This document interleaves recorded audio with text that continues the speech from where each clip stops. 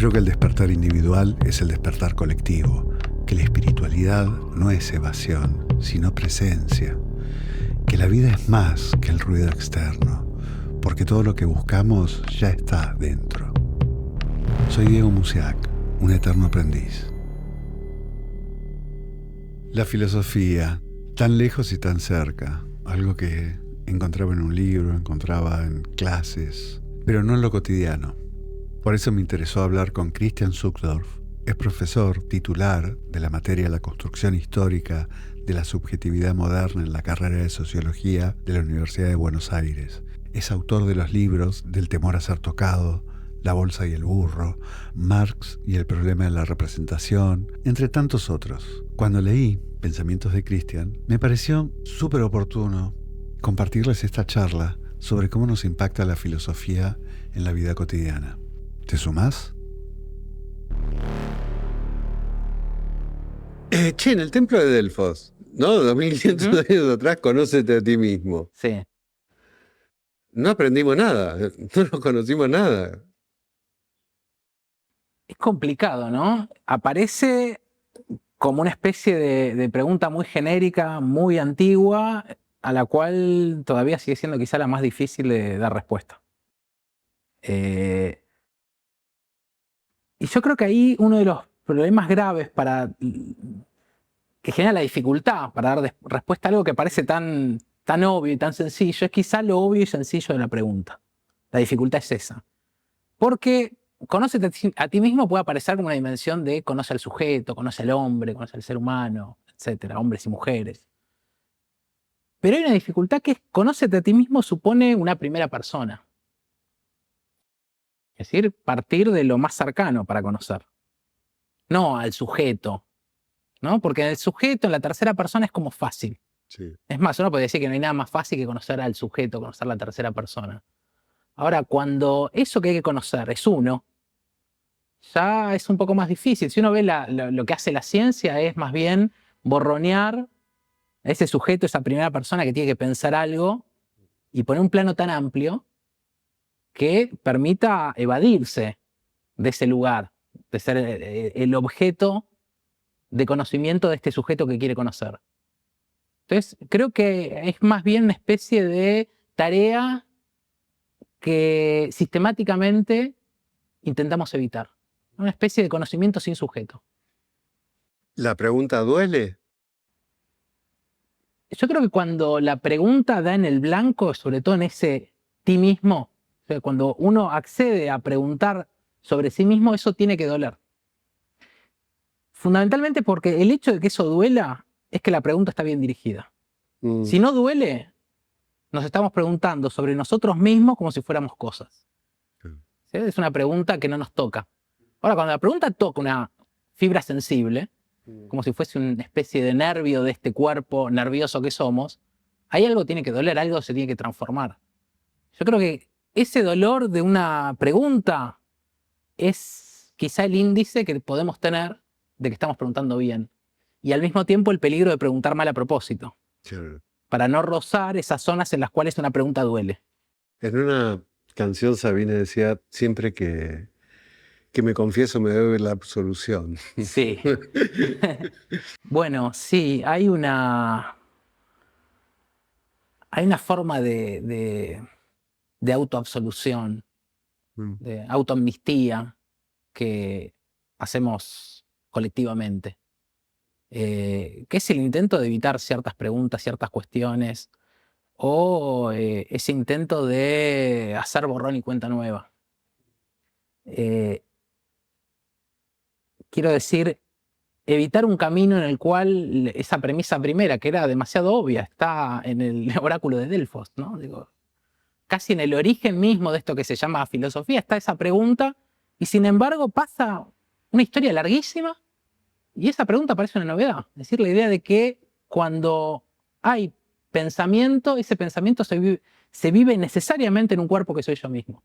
Y que sin ese punto de partida estoy falseando las cosas. Y sin embargo la filosofía y la ciencia y nuestra vida colectiva en general hace de cuenta que esa dimensión no importa, ¿no? Que saltamos por encima de esa dimensión y ya estamos en un orden social, colectivo, o incluso subjetivo, Mm. pero que ya no es uno el que está puesto ahí.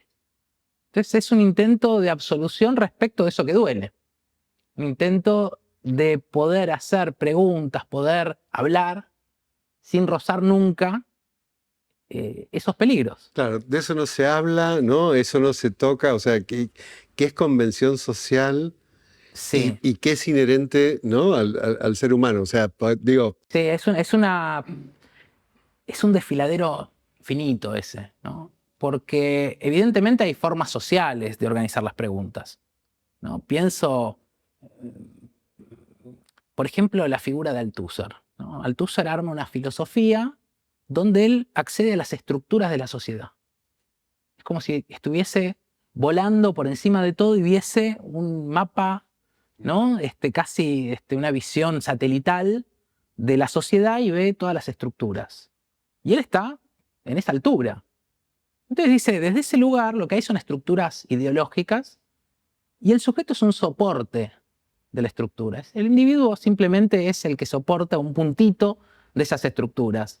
Ahora, él que tenía una serie de dificultades, de sufrimientos, de padecimientos subjetivos muy potentes, en un brote psicótico mata a la mujer y no lo puede explicar.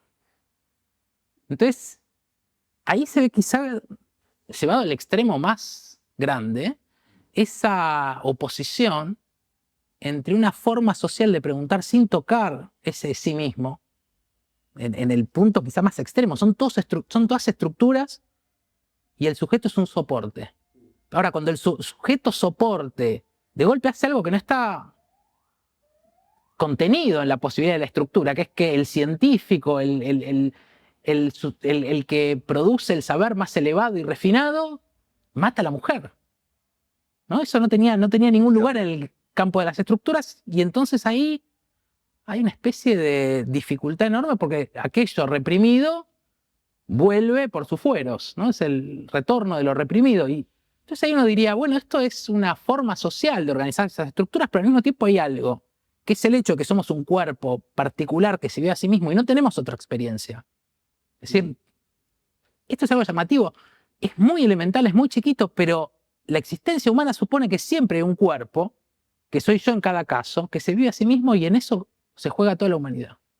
En este cuerpo que soy, en cada caso. ahora, la diferencia, te le sumo la variable tiempo, Sí. ¿no? Porque, digo, me cuesta entender cómo en, no sé, 5.000 años de historia del ser humano en la Tierra, más de 5.000, o sea, recién hace 800 años, en el Consejo de Trento, por un voto, la mujer no fue considerada animal. O hace 100 años, en la mayoría de países la mujer tiene derecho a voto. O hace 30 se acaba el apartheid, o sea, y la cuestión racial por tinte, donde tuvimos mentes brillantes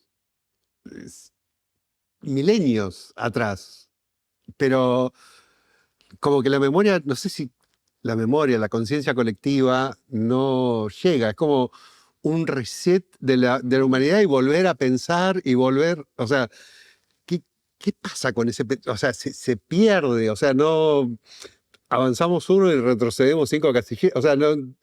Sí, yo creo que hay dos dificultades ahí. La primera es que tenemos de fondo una idea que también es una herencia epocal, que es la de progreso.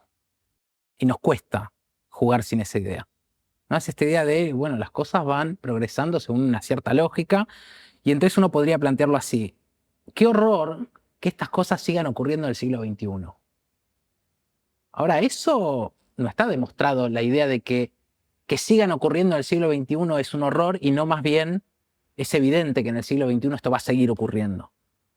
¿No? La idea de que necesariamente había un progreso en algún lado respecto de los modos de convivencia, por ejemplo. Uno podría pensar más bien que esas lógicas de progreso están atadas a desarrollos que son multilineales. En un lugar la cosa se desarrolla y de golpe, por una serie de circunstancias, va para atrás. Y en otro lado se empieza a desarrollar otra cosa. Sí. Entonces, quizá el bloque occidental es el que nosotros vemos como una especie de bloque de desarrollo que uno puede tomar, sí, desde la Edad Media, un cierto camino de ir incorporando algunas cuestiones, aunque, por supuesto, siempre con estas caídas, estas recaídas muy profundas.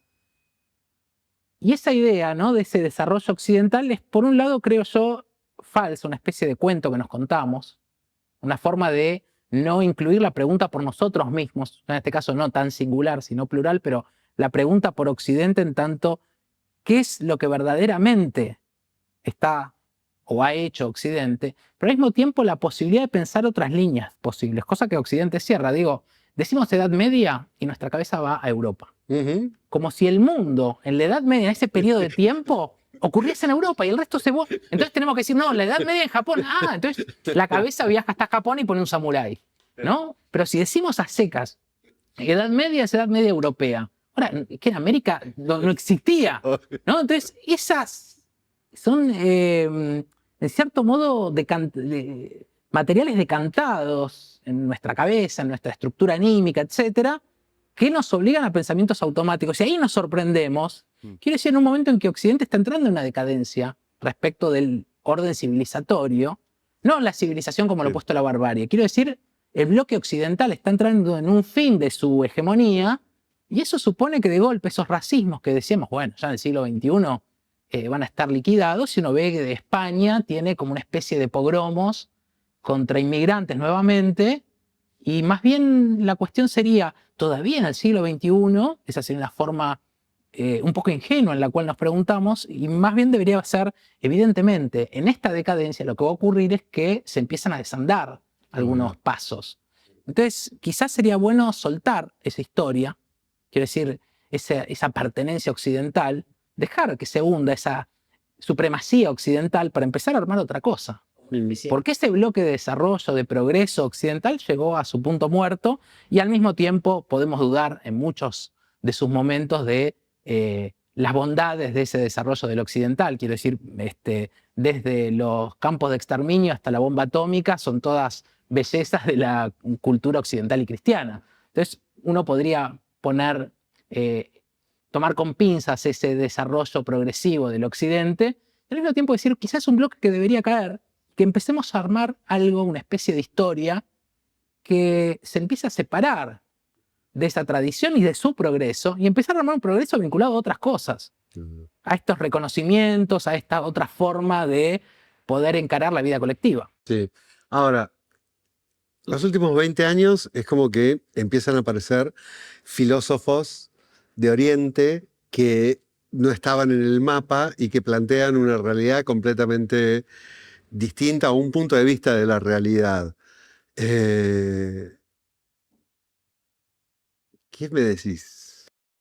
Yo creo que lo que va a empezar a ocurrir fundamentalmente es un desplazamiento de la línea central del pensamiento. Si uno piensa en los años 50, en los años 60, la filosofía es prácticamente filosofía europea y dentro de la europea francesa.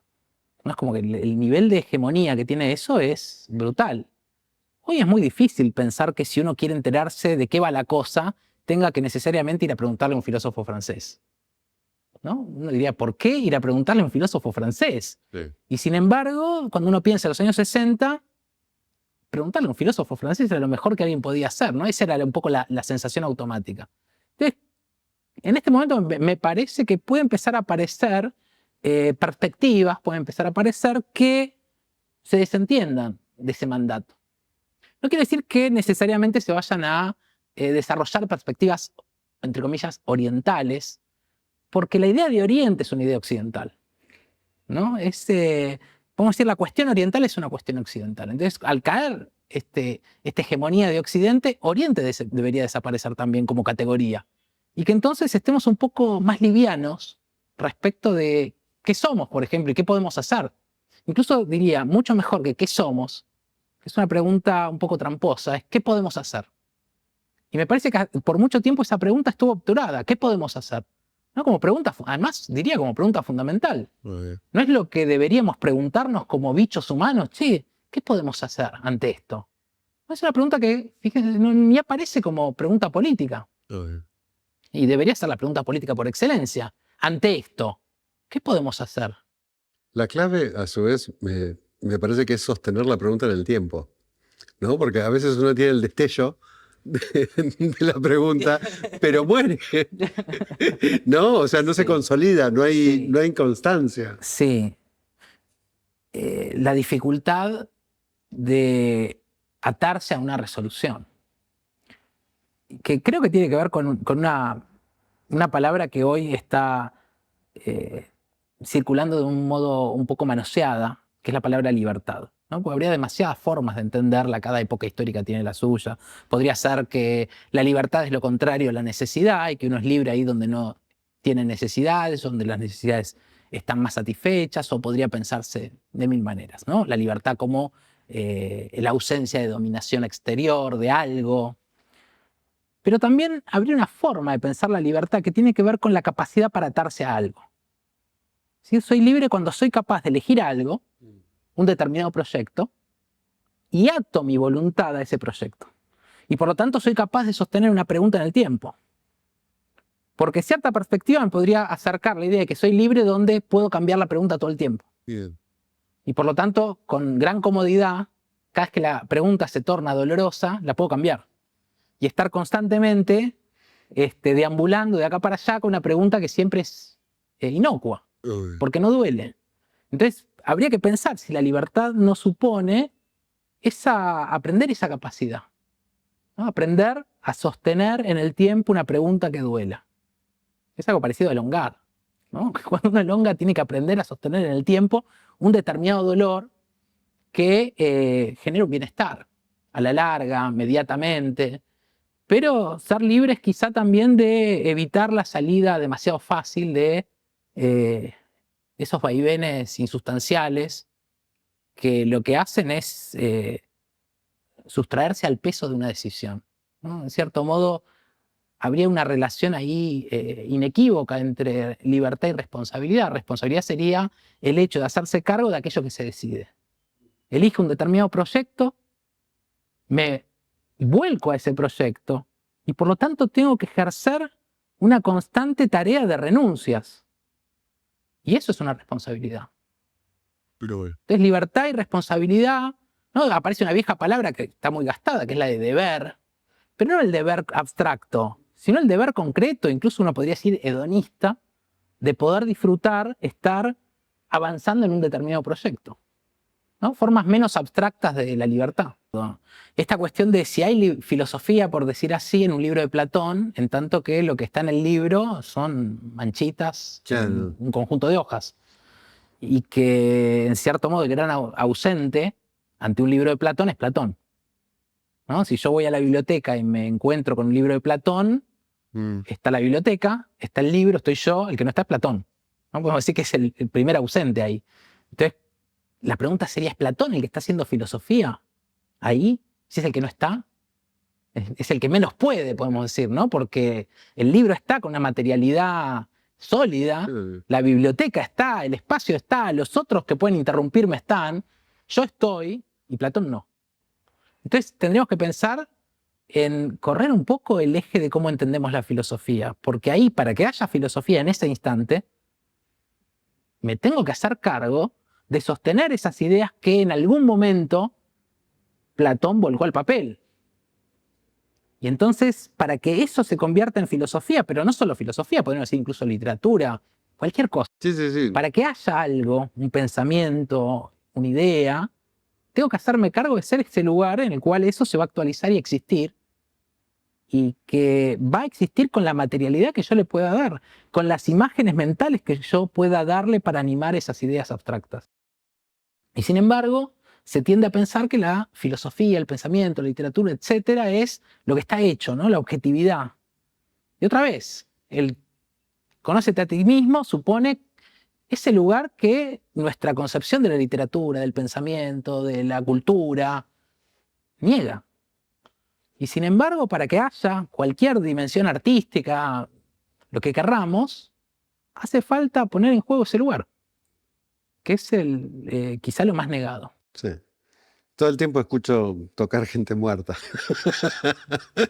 Eh, pero la otra cosa es, uno en su cotidianidad, ¿no? Y es una pregunta que va como más al llano, ¿no? O sea, ¿cómo, ¿por qué estamos inventando la rueda Mm, si la rueda ya está? mm. La rueda ya estuvo. ¿Por qué no aplicamos ese conocimiento, ese saber en nuestra cotidianidad? Supongo que habría dos cosas. Una es la dificultad de sostener una acumulación a largo plazo. Y la otra es que no sé si podemos evadirnos de la necesidad de descubrir la rueda. Hace un rato habíamos hablado del tema este de que en cada momento histórico estuvo todo inventado, ¿no? Esa sensación de que, bueno, ahora está todo inventado y por lo tanto, ¿qué puedo inventar? ¿No? Y uno podría decir con total certeza que no hubo un momento de la humanidad en el cual no estuviera todo inventado, ¿no? Porque siempre, al día de hoy, está todo inventado. Hasta que aparece algo y entonces se agrega una cosa más a la serie de inventos. Y al mismo tiempo hay como un destino personal, quiero decir. Un destino en el sentido chico de la palabra, no un destino con mayúscula, sino uno con minúscula, que es la necesidad de inventar. Y en cierto modo, quizá lo primero que inventamos es la rueda.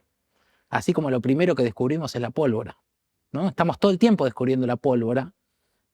Y quizá esas pólvoras múltiplemente descubiertas dan en una configuración más amplia.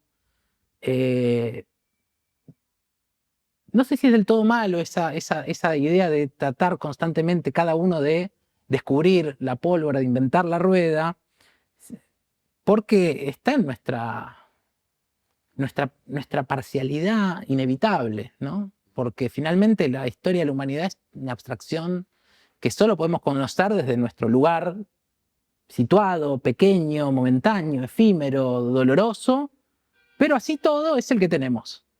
Y entonces a partir de eso podemos ir descubriendo otro. Ahora el tema es cómo hacemos para articular ese lugar particular con los otros y armar una serie de descubrimientos que den por sentada la rueda. Y podemos decir, bueno, pasemos a otra cosa. Y ahí creo que viene la dificultad, que otra vez es, me parece, la dificultad de preguntarnos colectivamente qué hacer, cómo hacer, ¿no? Formas que descrean de las simples acumulaciones, porque tampoco se trata de seguir una serie de inventos ya preestablecidos, sino tratar de descubrir para qué lado ir, para qué lado podría ser más beneficioso ir. Y es una pregunta que no nos hacemos esa.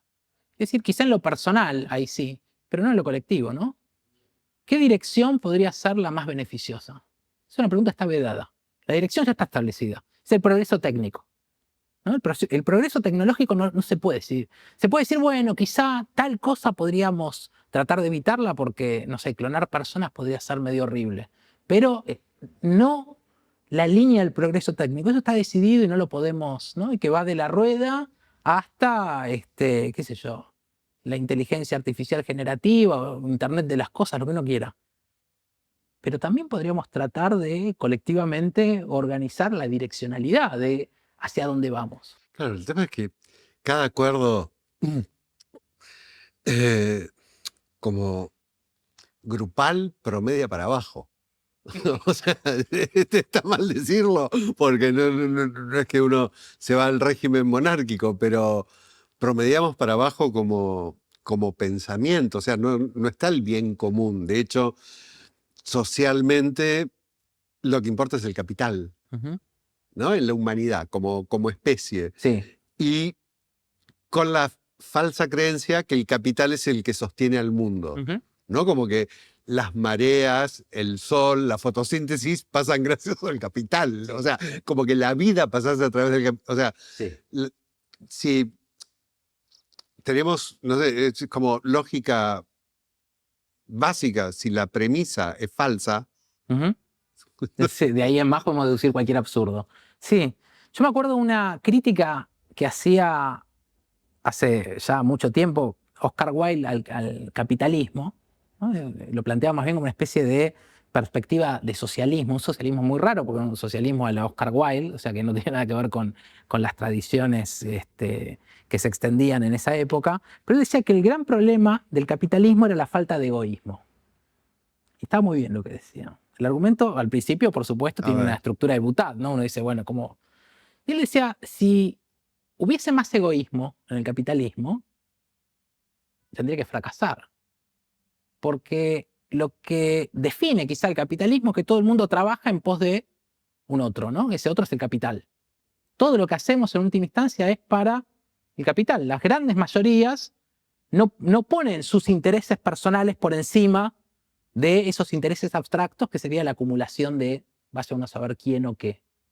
Entonces ahí uno podría decir, bueno, hay algo que podríamos enfrentar al capital, que sería incluso, uno podría decir, indigerible para el capital, que es la propia existencia. El propio egoísmo vinculado a mi existencia es absolutamente indigerible para la ley del valor, que tiene que igualar todo y convertirme a mí mismo en una especie de medio para su acumulación.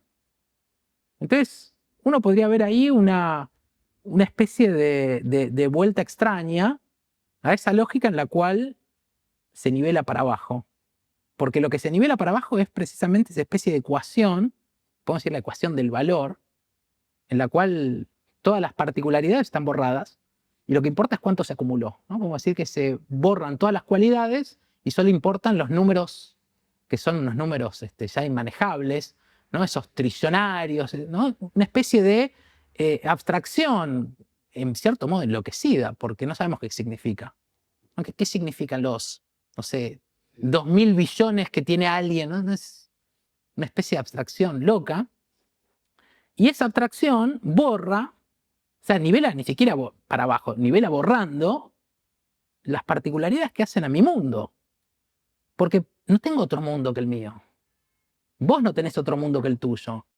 Y sin embargo estamos dispuestos a borrar las particularidades de nuestro mundo para ser insertados en esa especie de valorización abstracta en la cual no tenemos nada que ganar. Y mucho que perder. O muy poco que ganar. Si uno piensa desde las particularidades de mi mundo, lo que puedo ganar es poco. Que es una partición miserable en una especie de acumulación abstracta de la cual no puedo participar. Y no puedo participar con mis características. Para participar tengo que negar, renunciar a todas mis características, a mis cualidades personales, para entrar en ese cálculo que es cambiar equivalentes. Entonces ahí hay una serie de preguntas que no nos formulamos, que no tienen que ver con frases, con consignas, sino con cómo nos podemos plantar desde nuestra vida cotidiana ante eso, ¿no? Ante formas abstractas que quitan el sentido. No. Y antes era el capital y ahora es la tecnocracia. Sí, me parece que es la pregunta. ¿Qué quiere decir? ¿No? Porque creo que hay ahí una cuestión que es muy importante, que hay novedades en este momento histórico, creo que es quizá la única certeza que tenemos, ¿no? Que todo es nuevo y que no podemos prever qué está pasando, ¿no? Todo lo que pasa nos sorprende, pasa de un modo contrario al que esperábamos, y ante esa perplejidad aparecen unas palabras que nos tranquilizan un poco, ¿no? Entonces uno puede decir, bueno, es el tecnocapitalismo. Todo esto que no entendemos es el tecnocapitalismo. Y eso tiene una ventaja, que nos da una palabra para nombrar la perplejidad y en cierto modo sentirnos más tranquilos, pero al mismo tiempo que donde hay un problema nos da una respuesta, pero esa respuesta, ese nombre, no soluciona la pregunta abierta de qué es esto, más bien la tapa. Entonces, quizá una pregunta sería, bueno, ¿qué es eso de la tecnocracia, del tecnocapitalismo, tecnofeudalismo, incluso como se habla? Y yo creo que simplemente es el equivalente de un cambio estructural similar al que ocurrió con el neoliberalismo, ¿no? La crisis del petróleo en 1973, en la forma tradicional del capital, que era la industria, se modificó por una forma en la cual la valorización, el modo en que se acumulan los capitales, pasó a ser sobre todo financiera. El capital financiero desplazó al industrial. No es que desapareció, pero de algún modo u otro el capital tuvo que pasar por el financiero. Ahora, en 2008 hubo un cambio nuevo y apareció el capital tecnológico, que ya no es el capital financiero.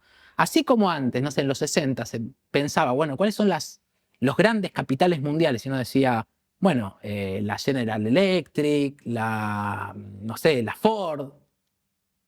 Ya en los 90, si uno quería pensar cuáles eran esos grandes capitales, ya no hablaba de industrias. Decía Citibank, JP Morgan, y hoy ya no son bancos. Hoy uno dice Amazon, Google, Meta, Tesla, etc.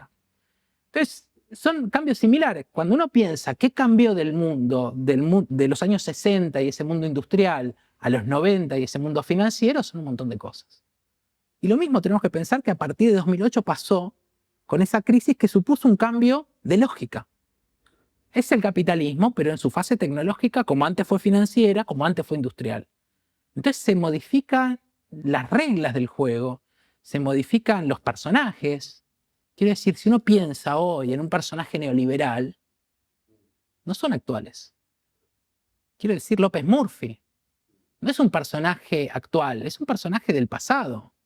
Los personajes actuales son bastante más rimbombantes, para ser amable en la descripción. Son personajes mucho más extraños, pero tienen que ver con este momento histórico. Entonces, el punto es, este tecnocapitalismo es una fase que supone algo a descubrir, cómo juega, cuáles son sus posibilidades, cuáles son las posibles resistencias, etcétera, pero sobre todo tratar de descubrir cuál es la lógica, que es otra. Y en esa otra lógica cambian todas las cosas. Por ejemplo, en los años 60, si uno quiere pensar qué era lo que se asignaba como valor de verdad a algo, ¿no? Para ponerlo en términos medio abstractos, pero ¿qué se consideraba cierto? Entonces, uno puede pensar que era cierto aquello que generaba un efecto material. Algo que producía un efecto material era cierto. Por ejemplo, la teoría atómica se vivía como verdadera porque había explotado la bomba atómica. Una pareja era verdadera porque tenía hijos, ¿no? Las cosas se volvían verdaderas por una producción de algo. Ahora, si uno piensa en los 90, eso cambió. Pasó a ser mucho más importante cómo circula algo. Por ejemplo, algo es verdadero porque aparece mucho en televisión. Es más, si algo se vive pero no aparece en la pantalla, se siente que esa verdad, ese carácter de certeza que tiene es más débil que algo que está en todas las pantallas al mismo tiempo. ¿Y ahora? Y ahora ya no es más esa lógica. Yo diría que es la sustitución. Algo es verdadero si nos sustituyen algo.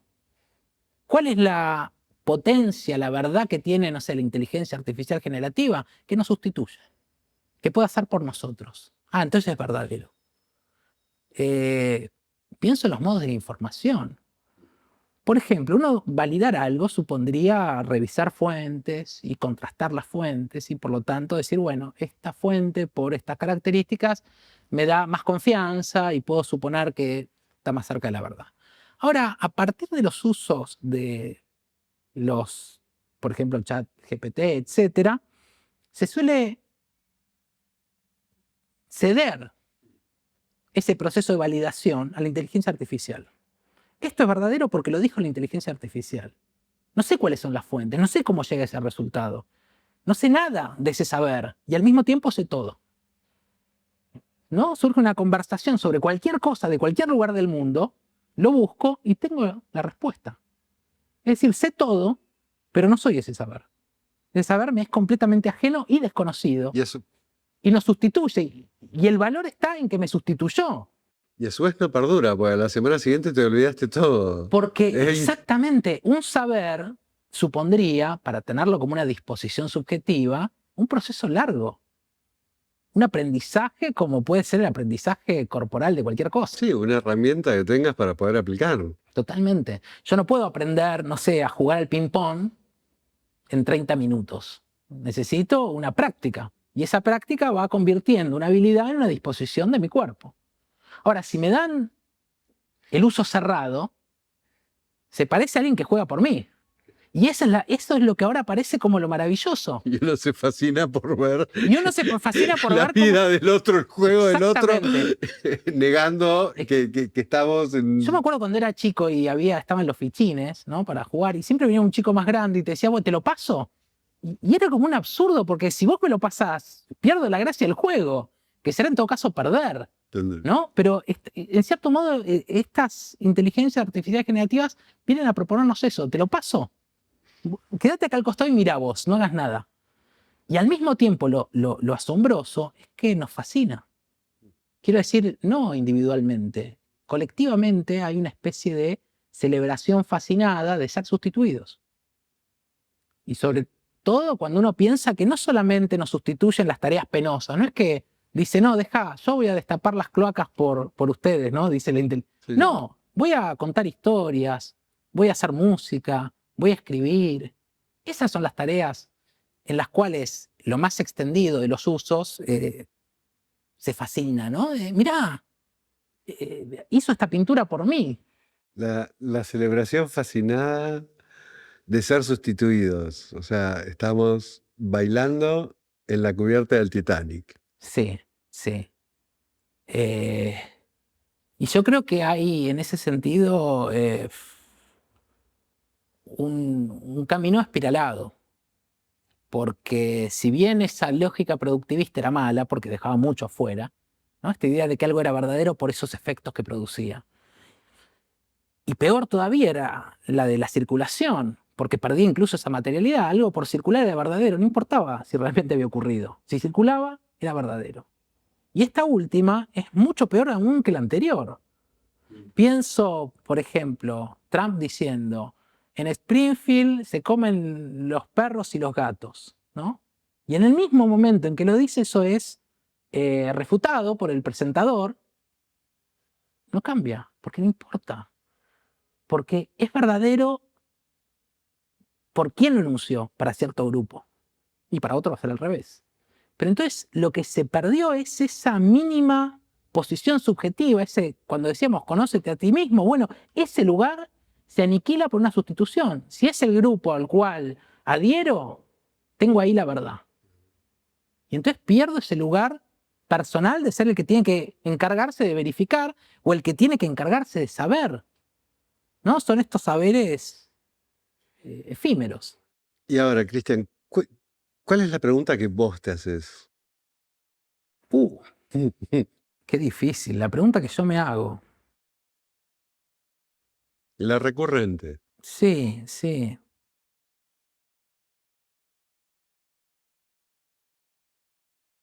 Yo creo que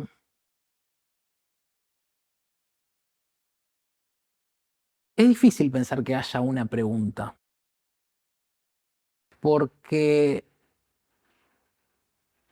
si hubiese una pregunta, esa pregunta estaría cargada con una especie de valor místico de poder ordenar todo. Y más bien, creo yo, lo que podría ordenar las preguntas sería tratar de asumir el lugar de la enunciación de la pregunta. No tanto cuál es el contenido de la pregunta, sino cuál es la enunciación. Podría ponerlo en estos términos. ¿Cómo es para mí? Como punto de partida para conocer lo que es más objetivo, más externo, más estructural. Incluso eso. Entonces, yo ahora podría decir, la pregunta para mí más recurrente no es tanto un contenido, sino este agregado. ¿Y para mí? Porque creo que ahí se anuda la posibilidad de que haya, por ejemplo, filosofía o pensamiento. No tanto en cómo es algo, qué es, cómo es, etcétera, sino cómo es para mí. O sea, qué elementos tengo yo a mi alcance para llegar a decir algo sobre eso. Porque solo ahí creo que se puede empezar a anudar un camino para que esto signifique algo y salir de esas lógicas de la sustitución, de la productividad, de la circulación, y tratar de balbucear, aunque sea, una pregunta que para mí signifique algo. Creo que eso es lo que puede anudar el modo en que uno recurrentemente se pregunta. Y ahí sí le podría poner entonces un contenido. Y para mí, ¿no? Para ponerlo, digo, con una cierta forma. ¿Y para mí cómo es? Porque finalmente no tengo otra experiencia. Esto es lo loco. Hacemos de cuenta como que sí, como que tenemos una experiencia que no es la propia, como que hay una especie de experiencia neutral a la cual podemos recurrir, describir, incluso la de ¿no? esa experiencia cerrada que nos aparece como texto en la inteligencia artificial, como si eso fuese una dimensión objetiva. Y aparte estuviese esta pequeña dimensión que en cierto modo escondo, que es que finalmente la única dimensión que existe para mí es la que existe para mí. Ese mínimo sustento en el cual el mundo es mi mundo es quizá lo que permitiría no tragar tantos sapos. El mundo propio sí me parece el mejor. Sí, claro, claro. Hasta acá llegamos con la charla, pero hay mucho más. Si resonó, bien ahí. Si se lo querés compartir a alguien, también. Y si querés que hablemos de otro tema, decinos, contanos. Te esperamos en Taulistic. Un abrazo.